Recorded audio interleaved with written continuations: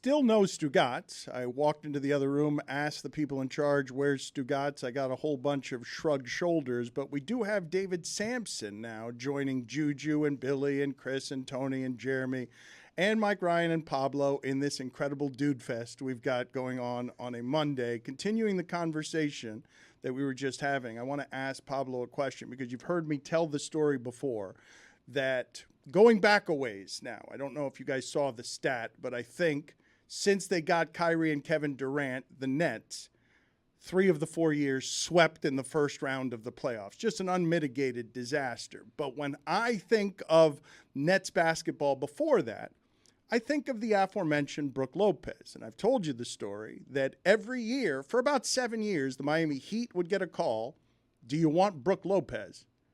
And the answer was no.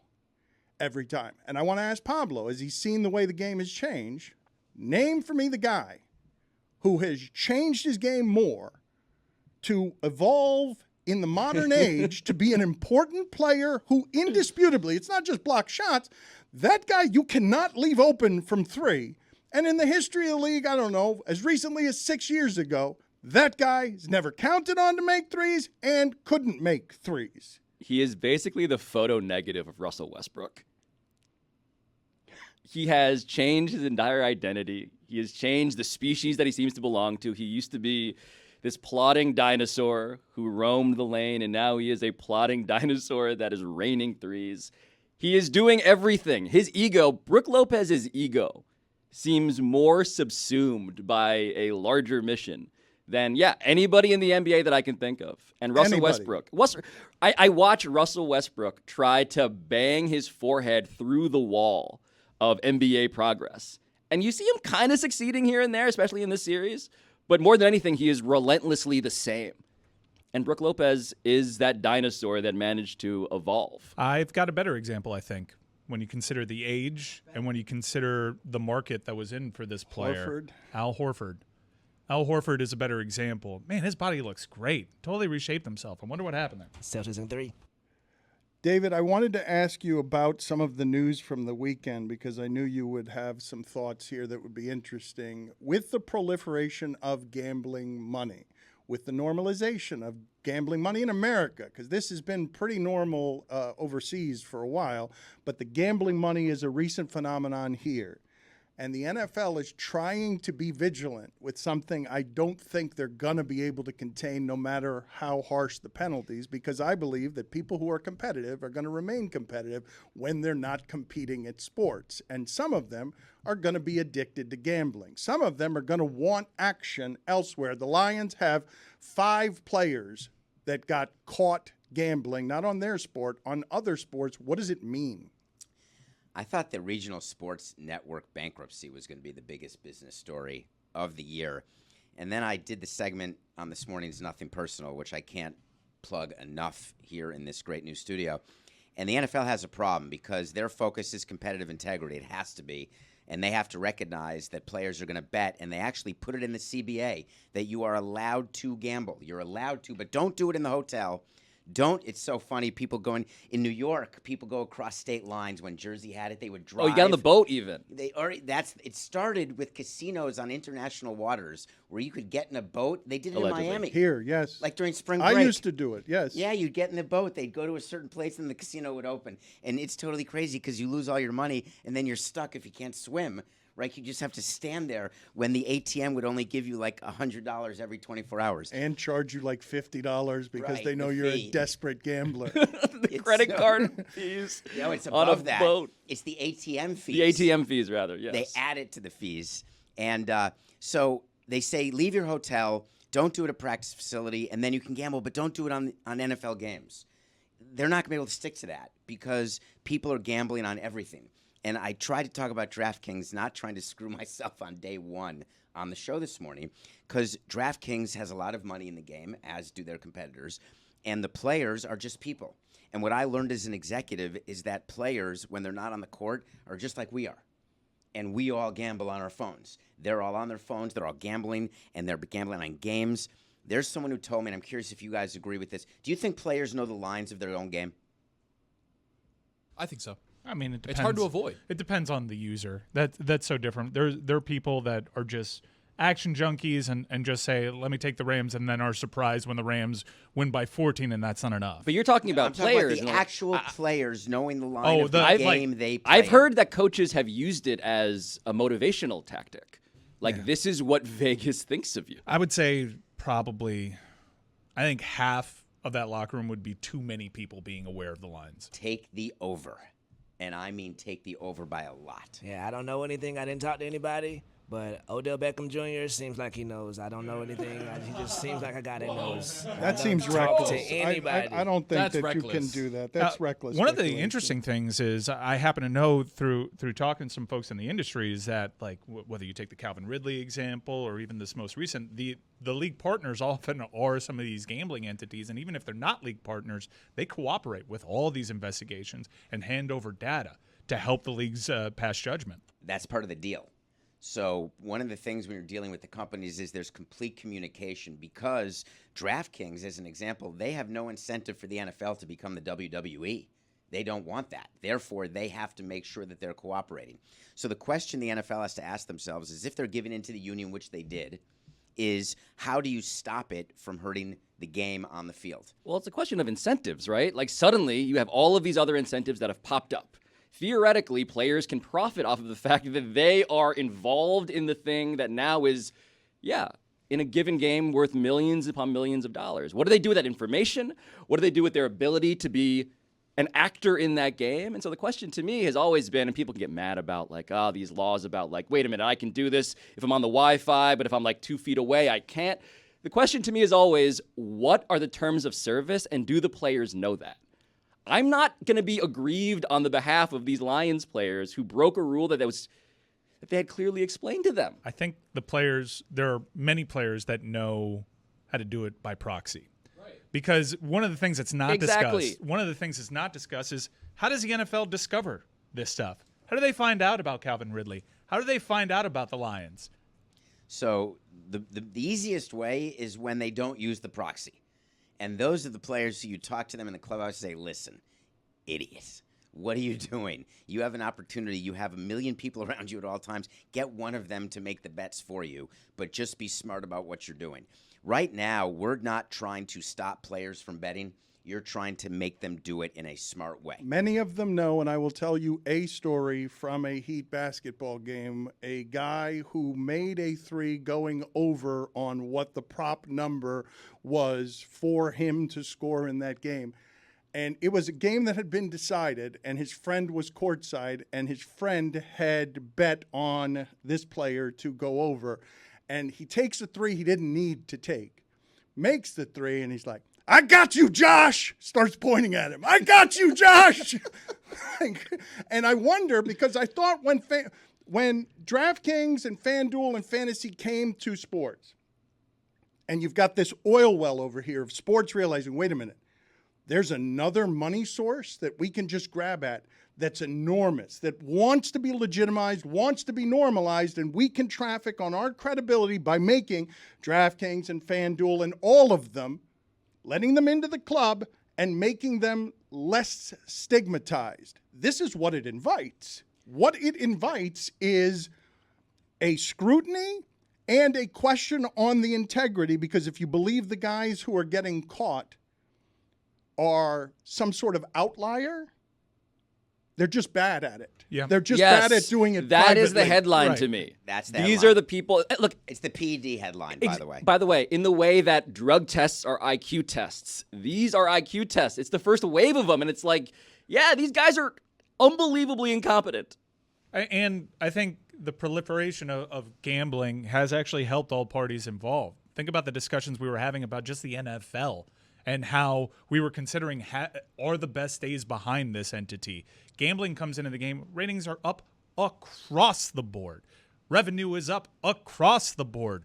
We are benefiting from it because now these entities are in the content game. So it is actually really helped. And occasionally, there's going to be a Lions wide receiver that takes action without a proxy. And occasionally, that league partner is going to provide that data. Because you didn't answer the question, David.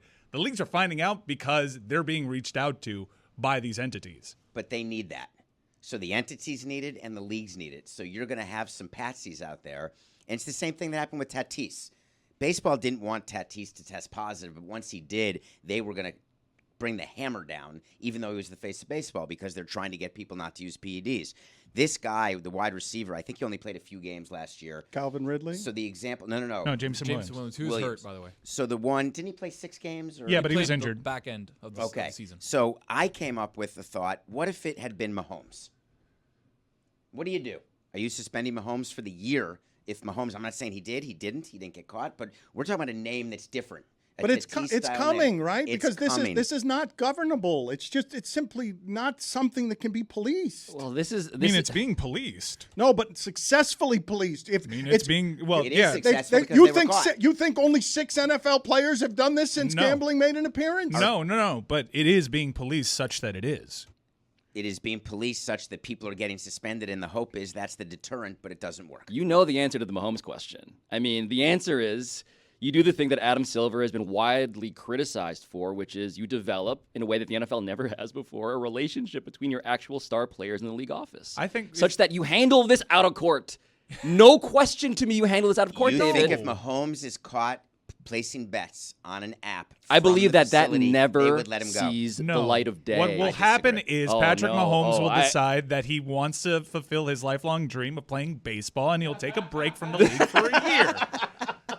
Exactly right, But by then the way. come back wearing a Exactly different jersey right. We're on the number. 4-5. That is far more likely than big headline Mahomes is suspended for the season. Samson, you disagree I with disagree completely. that the league would cover something like They that can't. up to They not can't bring the because shame? Why can't they cover it up? Because Mahomes is not bigger than the game. But The Mahomes, deal people don't with need to draft- know. But David, people don't need to know. I'm surprised that The you, as other a calculating players need to person, know.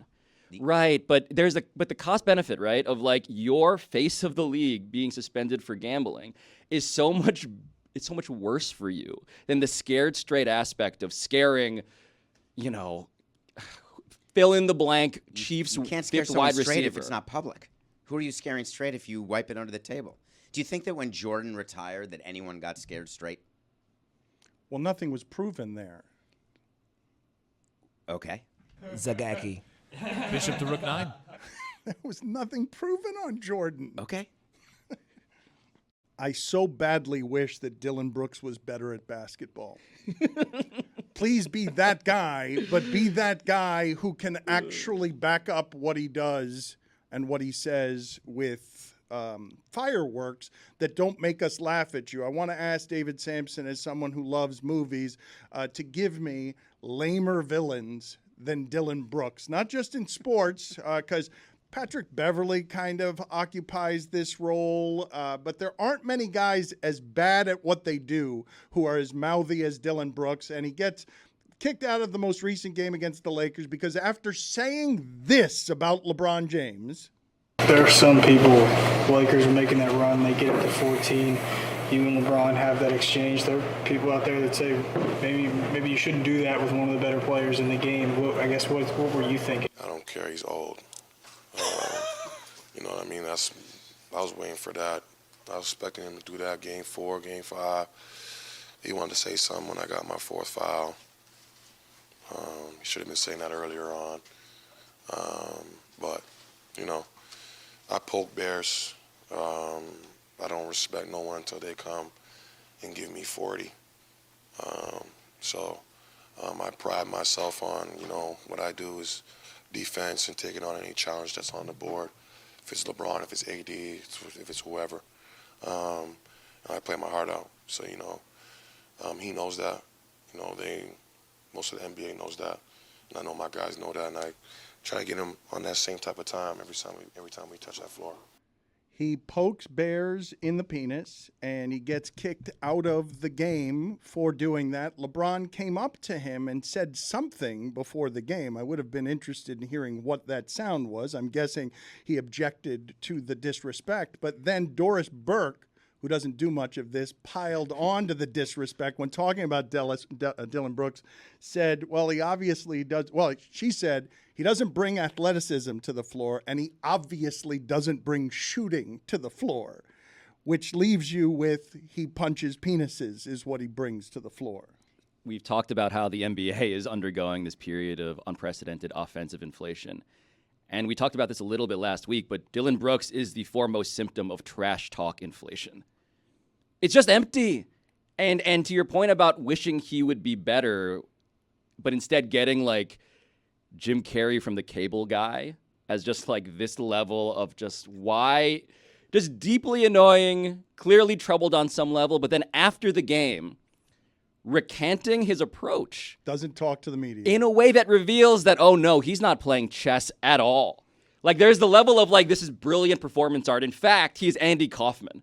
This is Andy Kaufman. He is seeing the inflation. He is trading on the marketplace. He is profiting. And then after this game, you're like, oh no, he's just afraid. Man on the moon. He's making $35 million over 3 years. So my focus when this happened, and one of the things that I'm interested in, is that you're calling him a nothing. So what is that saying about the NBA, where a nothing is at basically $12 million a year for 3 years? Austin Crozier had a $50 million contract. So did John Koncak. So I get it, but when you look at that video and you see who he is and what he did, he's the exact person when you're running a team, that's who you want to be in LeBron's ear, right? You don't want your star to be distracted. You want the guy who's the middle of the road, the guy, if he gets ejected, it's not going to be the end of your team. He's not your starting pitcher. It's like having your starting pitcher hit a guy. You don't do that. You bring in the guy who is the bullpen guy, the middle reliever, and you say to him, all right, we're hitting Harper today. That's how you do it. So I believe that this was all choreographed completely in order to see if there was a way to get him, because Dillon Brooks on his own, what would be the upside? His teammates would get to him earlier and say, hey, not the plan. But Memphis seems to be the one team in the league because of youth that a whole lot of analysts are willing to dismiss as not very mature as a team, which is code for not very smart, which is not a worthy. And it's not just the youth; it's what we've seen in the headlines. They have a maturity issue this season. But you John Morant. Listen. I mean, go to the top of the ladders. They Yeah, had no. Like But Steven Adams isn't even there anymore. Steven Adams was the veteran, and he looks like this pirate.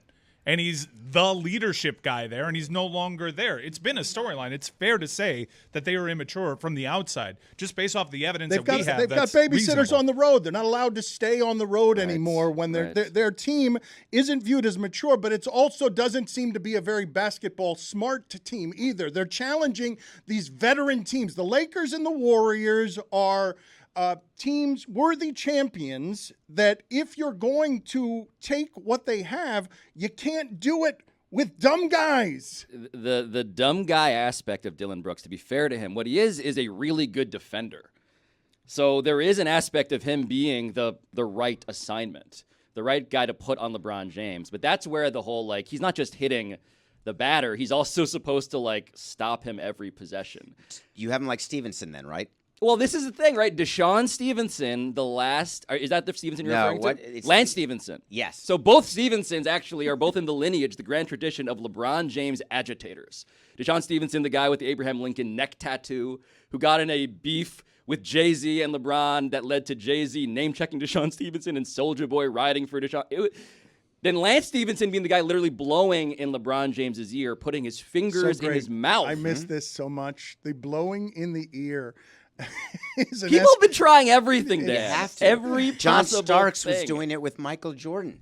That was what Starks did during the big Knicks Bulls series. But Starks was good, unlike these guys. Well, it's funny you say that. What's Starks making in today's NBA? Man, out of that New York, we're watching what's happening with Jalen Brunson.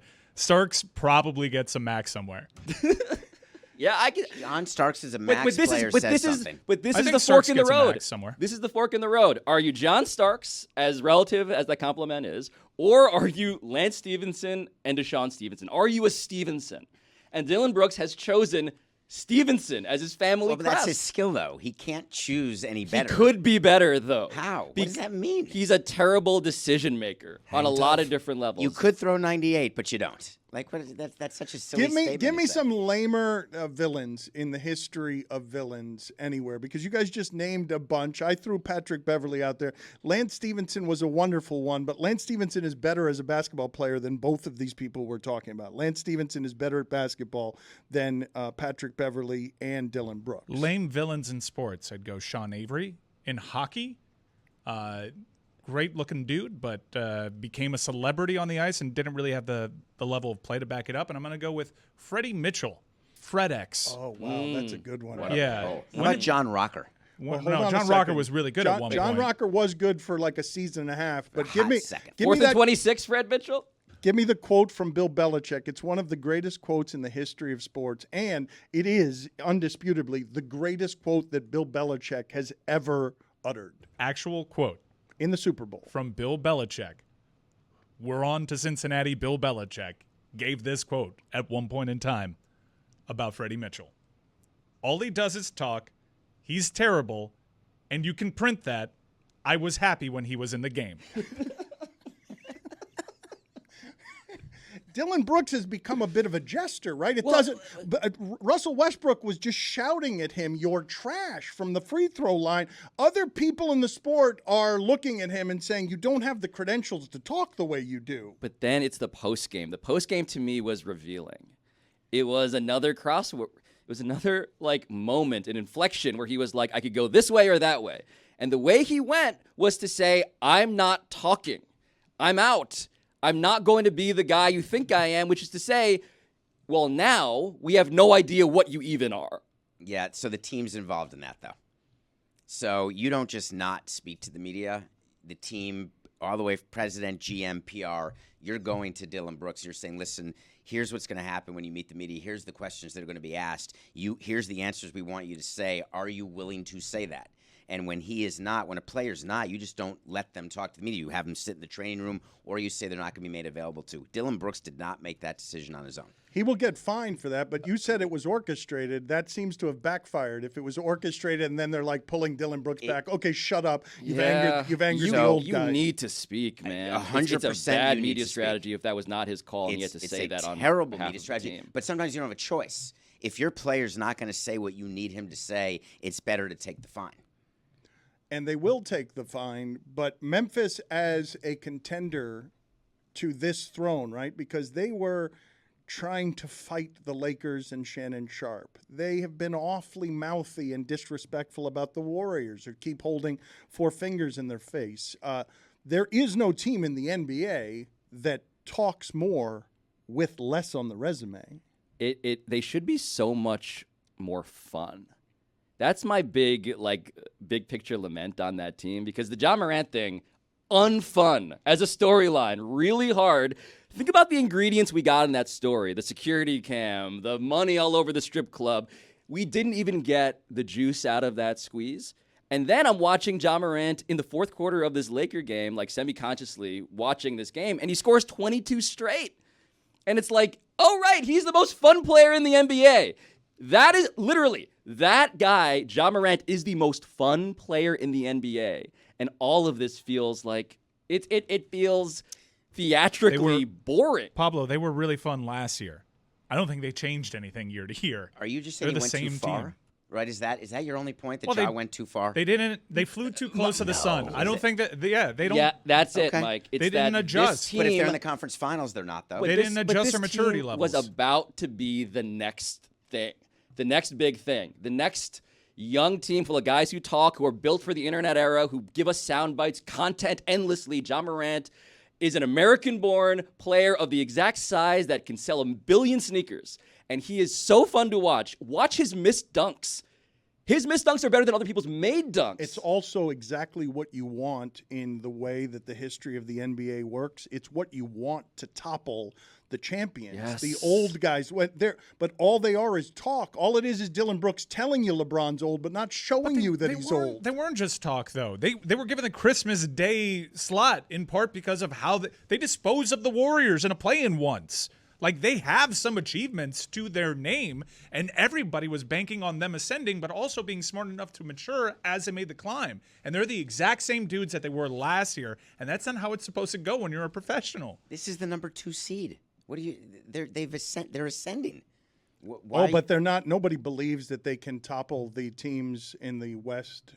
Everyone thinks that the bottom half of the West is stronger than the top half of the West. Everyone is looking at the West and saying the dream matchup is it needs to be LeBron going against Steph in the Western Conference. But what Finals. changed was the Kevin Durant acquisition, and also how the Grizzlies approached this season and how their season kind of went sideways off the court. Can you explain why this studio is 85 degrees? Where's Stugotz? Kwame Brown. David, we want to talk about Twitter Blue for a second, but me and Jer Bear were just having a conversation that I feel like maybe you'd have some insight into. We both said we want Madison Bumgarner on the Marlins just because we like a name, but Jer Bear threw out something that was a bit of a curveball. He wants him as a DH. Swiss Army knife, DH, give you an inning randomly somewhere in the week. Just show up to the ballpark and we'll tell you what we're going to do later. It's like poor Shohei Ohtani. Oh my Exactly. God. Like hobo level. Like the very Shohei worst Ohtani. Not even hobo level. He's got 4 levels. He's got a great name, great autographed ball, great chance to get a jersey. You only have to pay him the minimum, right? Yeah, Prorated he's minimum, which is DFA'd, amazing. yeah. But you know that in order to have him here, he can choose any of the 29 teams. Yeah. That's sort of the rule. So what's the incentive? So This team's got a little something. A little something cooking. Something going on. he's looking to go every 5 days. Well, he can go every day if he DHs. Yeah. So what are you going to do with Garcia? DFA him? Oh, hold on. Are you guys seriously considering? I know he's maybe the best hitting pitcher of all time, but you're entertaining seriously I assume they're kidding. the idea of him as a hitter, just bringing him on to hit home runs for you. He's got a good bat, Dan. You Agreed, can't dispute that. But he's got a good bat for a pitcher, yeah. not a good bat for somebody who's a hitter. Well, he's never been a hitter before. He's Give only him been a 600 pitcher. at bats. See what happens. Exactly right. Yep. Still a good hitter in comparison to some of the guys who are hitting on that roster right now. We see how he's trending on the mound. You know what I mean? Like maybe It's this not is a trend anymore, Bill. David, exactly. It's So where maybe he this is. is a Rick Wait, Ankiel situation. I like the idea, though, that Shohei Ohtani has been such a big business that someone at some point, like a corrupt, like Silicon Valley startup, should be trying to launch their own version, even if they don't have anything close to the goods on what that version is. I mean, every team has 2 starters batting 186. If you look at the at the batting averages That's when true. you check box scores, it's all sad. Like Jazz Chisholm, one of the good Marlins hitters, batting I think like 212. It's April. I know, but it's just. But you could start hot. Just Well, like a couple guys are batting I 400. think Arise is going to hit 450. I'm just saying. Yes. David. You do? But, Oh, I'm sorry. but David, you know, over the past few years, averages are bad. Like 240 is a good average nowadays. His on base percentage, he's getting on base more than half the time. And Louis vibes. I absolutely love when people extrapolate April through a whole season. Well, David, you're doing that thing. Like, yeah, if someone can be hot and they can be bad, but averages are down in the league. Madison Bumgarner's career per 162 games, he hits 172, but would have 10 homers and 34 RBIs. And I'll tell you, that's Sign him better up. than some guys in the Marlins lineup right now. I really wish you had started with the Twitter topic that you had instead of that one. I mean, wouldn't you like to see him as a DH, Dan? I tried No. really hard to give everybody a segue, and nobody took it. I was like a Silicon Valley company. Nobody gave a shit about my segue. They were making I fun think of they you. didn't know that Twitter, nor did I, is considered a Silicon Valley company. They were. To be fair to put the it room, on the did you poll know that? at LeBatard What? Show. Did you know that Twitter was a Silicon Valley company or not? They've been making fun of both you and Tony for having the blue check The mark. 2 guys that don't care if you make fun of them. That's the funny part. Wait. Everybody's like, oh. You have one too? I want to explain the whole situation because it's been a thing. And if you've got 45 seconds. So I found out that I was going to lose the blue check. I had done Twitter Blue when it first came out because I like the idea of editing tweets and I like the idea of taking advantage of an algorithm that I didn't understand that would get myself and my tweets more read by more people to build my audience. Bingo. Which is what I'm in the middle of doing. So it is the cheapest marketing I could ever do. So if that is true, that algorithm, I want to take advantage of it. Then I got swept up, and it brought me back to middle school where I pretended to like rock music when really I liked Styx and Air Supply. And I had to pretend that I listened to PLG when I listened to 101.5 Light. And everyone was getting rid of their blue check lights. So I got rid of the subscription, but it goes free till May 16th now. So I have the blue check till May 16th. But overnight I decided, bullshit. I'm keeping the blue check. It's worth the money to me. And all of the people who are criticizing, I'm getting off Twitter, screw them. I'm in a position, I'm not Le Batard. I'm sitting here in a blazer, 90 degrees. Well, you are, because Dan's also verified. I was going to say, how am I the only person at this table right now Well, I didn't know I was verified. I'm not running here that. we go. The celebrity move of I didn't know, I'm not paying. My people please. handled that for me. Yeah, exactly right. Dan, Dan, it says they verified with your phone number. How's that possible? Yeah. Explain that to me, Dan. I don't know I'll your tell you phone how it's number. possible. I don't think Dan knows his own cell phone number, He actually. knows Dan is particularly 100% right. And I just want to commend you also, David Sampson. Forget what these people are saying. They want to drag you in the mud because they don't want to do something. I salute you, sir. You are the salute of the week, sir. I just remembered that Juju runs Dan's Twitter account.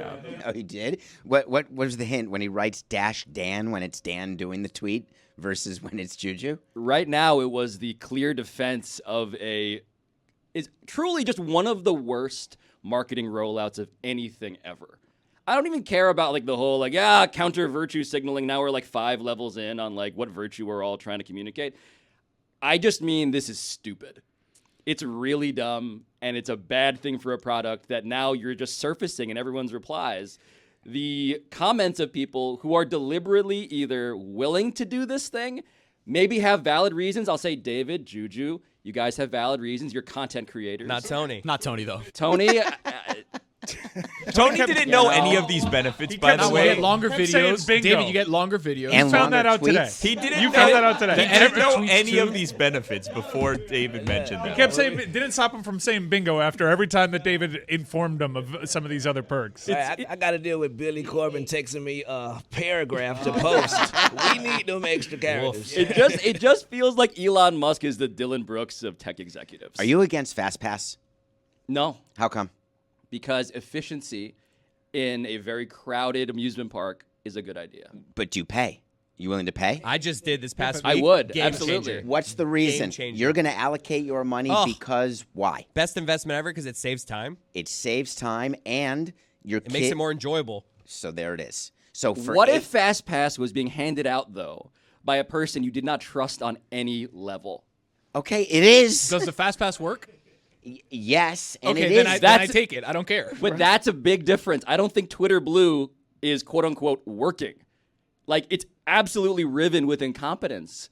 Like, truly, on every level, what I'm realizing is that the thing that has consumed media more than anything else, this Silicon Valley company, has no idea what He's it's not doing. going to let that go. He wants to make sure we all know Twitter's a Silicon Valley company. But they don't. Why do you have to keep saying that, They Pablo? don't know what they're All right, doing. we know. They don't know what they're doing because, as evidence, they started verifying people. They made a decision on the fly within the first 24 hours. Okay, we're going to make this bizarre tipping point because almost immediately we realized why we needed verified accounts to begin with. Because it was a way to verify news.